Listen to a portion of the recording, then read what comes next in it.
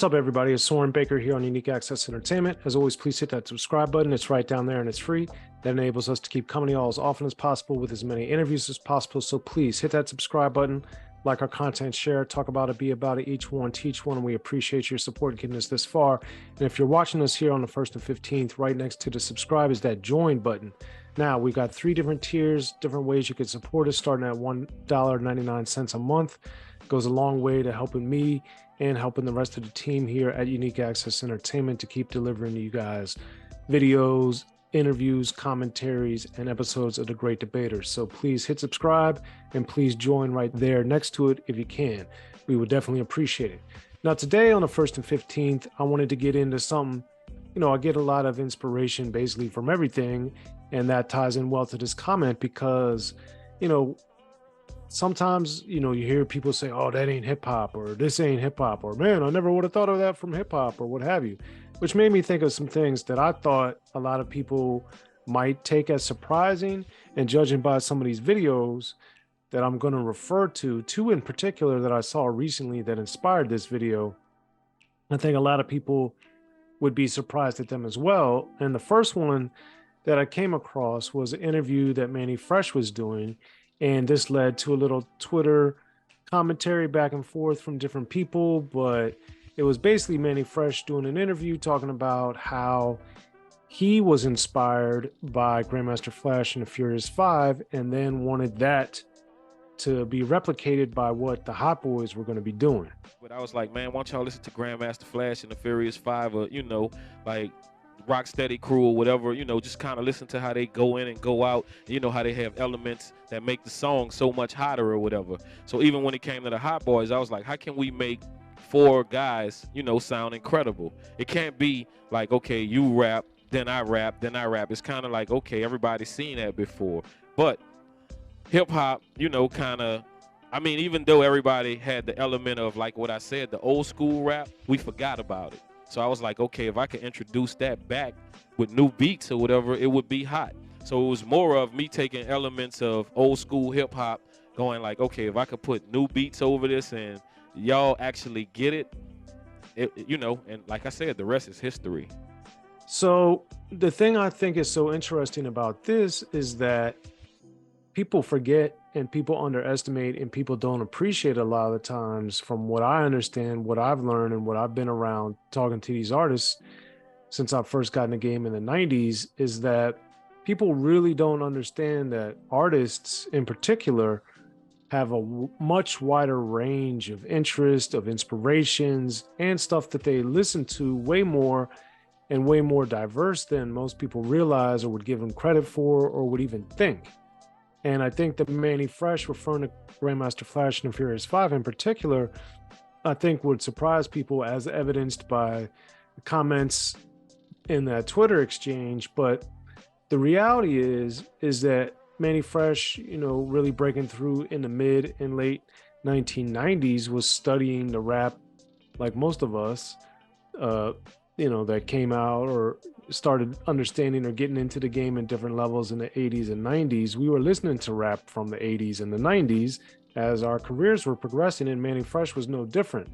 So by the time Mannie Fresh was really starting to break through in the late 1990s, and then as we turn into the year 2000, why wouldn't Mannie Fresh have been listening to Grandmaster Flash and the Furious 5? And that's, to me, is the big thing. These are surprising hip-hop inspirations or rap inspirations, but at the same time, are they really that surprising? Because prior to the Grandmaster Flash and Furious 5, rap had only been on record for a couple years. The Message comes out in 1982, Grandmaster Flash and the Wheels of Steel. All these records are from the early 80s, and rap on record really started in 79 with the Fatback Band and then Sugar Hill Gang. So really from 79, and arguably the best song, Grandmaster Flash and Furious 5, you get The Message in 1982. So of course Mannie Fresh would have been listening to them. And also part of the reason why he would have been listening to them is because there aren't that many rap artists in the first place, because there aren't that many rap records in the first place when Mannie Fresh, myself, and others were growing up listening, studying, and loving the music. And that, to me, is why when Mannie Fresh is going to Juvenile, going to BG, going to Lil Wayne, going to Turk, and going to the Hot Boys as a collective saying, yo, you guys should rhyme like this. You should listen to how they do it. You should pattern yourselves off them. Even though they didn't look like Grandmaster Flash and the Furious Five, they didn't rap like them, they didn't dress like them. Mannie Fresh had that idea of that microphone and song camaraderie, and that inspired him as a producer to want to shape the group to have some of those elements. And I think that's such an important thing. And it's not as much for me surprising, it's more impressive that, you know, Mannie Fresh, even though he was growing up in New Orleans, was seeing how what Grandmaster Flash and the Furious Five were doing could help augment, inspire, and affect what the Hot Boys were going to be doing in the mid and late 1990s. And I thought that was phenomenal. And that made me start thinking about all these other things because, like I said, hip hop draws influence from all over. If you guys saw my most recent episode of the 1st and 15th, right, there's the link right there. But I was talking about all the different rap songs that were inspired by shoes, starting with in 1985, Schoolie D with Put Your Feelers On. And I got to shout out Steady B also, shouting out Feelers would Do the Feeler in 1986. But Schoolie D was inspired to put songs in there make a song based off of the shoes that he liked the most, which were Feeler.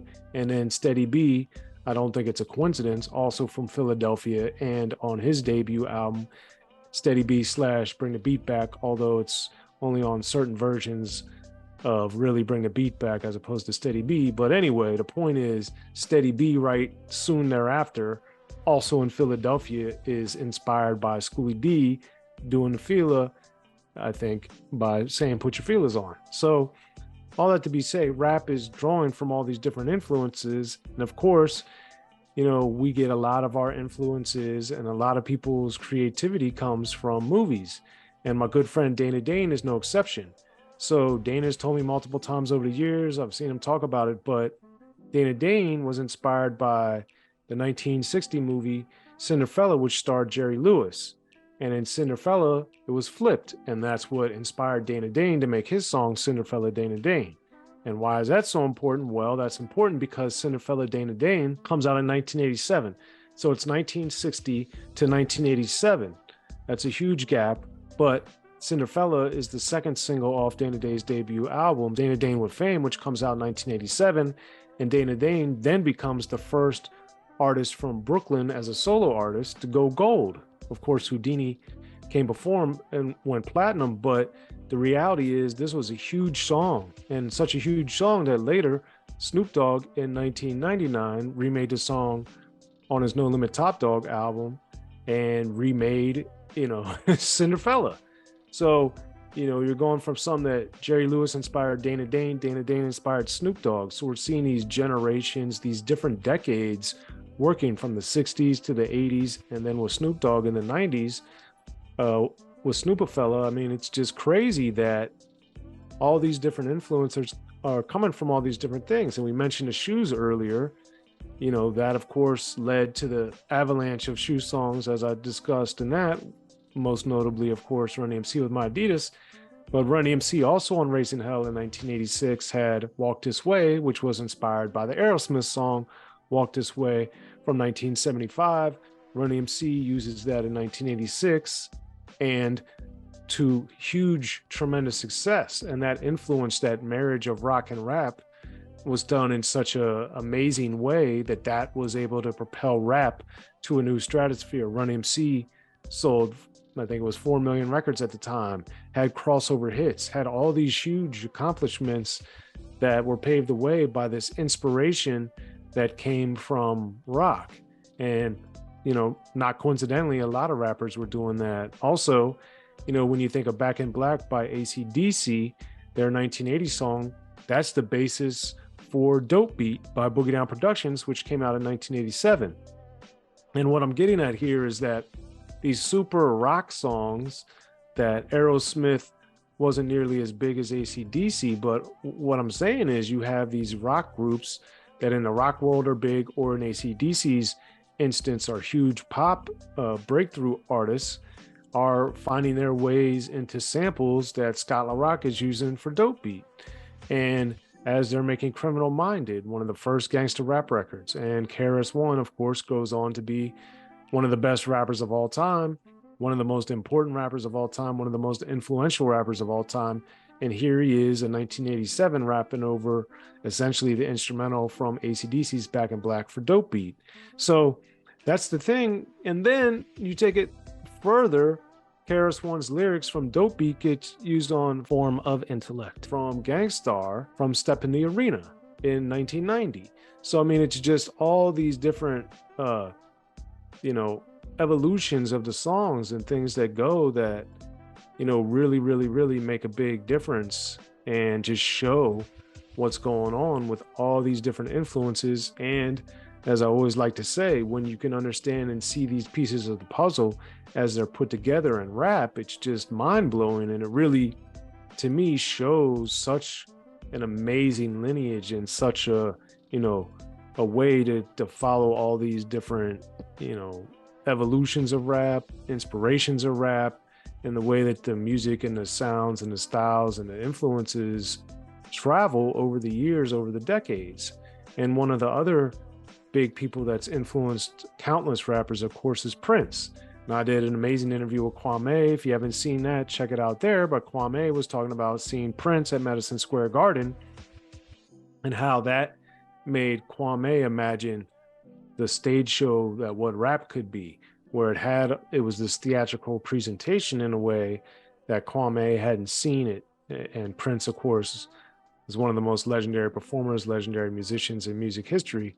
But it was Prince that got Kwame thinking in this different level. But Kwame saw Prince in New York.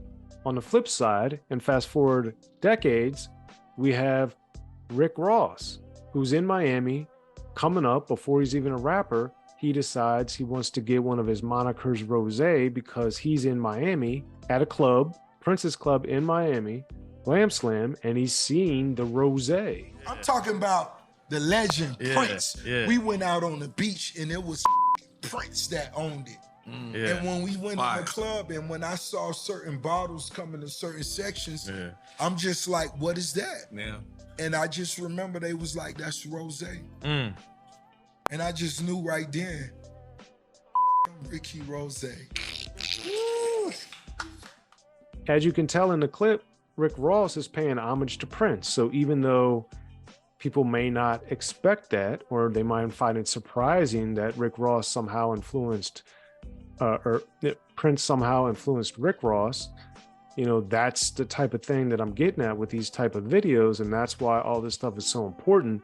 And when you understand, appreciate, and see the layers and the levels of all these different intricacies and all these different layers, to me, it's extremely, extremely interesting. And it really shows that these artists are really drawing from all different types of influences, and it affects, impacts, and makes them do different things in ways that we as fans may not really understand or appreciate till we see them on an interview, till we see them talking about it with somebody, or they talk about it on social media. And that's why what I do here on the 1st and 15th, I really enjoy doing it, because it's highlighting and pointing out some of these things that a Mannie Fresh says, that a Rick Ross says, that gets me to thinking about what Schoolie D did, what Dana Dane did, what Kwame did, and all these different things, what Run DMC did. And these are artists from different regions, different decades, different record labels, different circles, different backgrounds, all together. And that's what I think is so powerful and amazing about rap, and why, to me, some people are like, man, this ain't hip hop. How could they do that? That ain't rap. But really, when you sit back and think about it, rap, as Grandmaster Caz said, I'm paraphrasing, rap didn't create anything, but it changed everything. Or hip hop, he said that, one of the two. But the bottom line is, since the rap music was basically created and utilized, at least initially, basically cover songs, as we got from Sugar Hill. And then once we started using samples and the drum beats and the break beats that people will rap over for their routines and stuff, the music originated from the inspiration from other things. It wasn't it wasn't original music that It's part of the reason why I think Larry Smith is so great in the work he did with Houdini in particular later, because these were his melodies, these were his ideas musically, whereas before that, it wasn't, it was Curtis Blow covering stuff, Sugar Hill Records basically being cover bands with Sugar Hill Gang. And that's, again, another form of inspiration and using other people's music like Chic Good Times for rappers' delight. So all that to be said, there's so many influences, there's so many different levels and layers to this. And that's why I wanted to talk about it here on the 1st and 15th, because when I see people say, oh, that could never be the inspiration for that, the reality is we won't know until we hear the artist talk about it, or if we're fortunate enough to interact with the artist, that they'll be able to tell us one way or another where they got that inspiration, where they got that idea. And that's why I want to talk about it on the 1st and 15th, because to me, these things are not surprising. It's more interesting than surprising. It's more interesting than, nah, that couldn't have happened. So anyway, I just dropped several examples of maybe surprising or things you wouldn't necessarily have expected. As always, hit us in the comment section.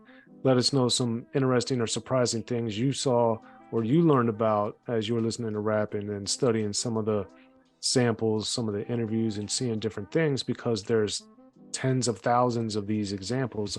I just highlighted a handful of them as I came across these videos. So anyway, I'm Soren Baker. As always, hit that subscribe button. Hit that join. Please, please, please join Unique Access as a member. And of course, also hit us in the comments. Let us know what you're thinking. Good folks at Unique Access Entertainment will be getting back to you. And please join us on the 1st and 15th. I'm Soren Baker. Appreciate the support, and I'll catch you next time, 1st and 15th.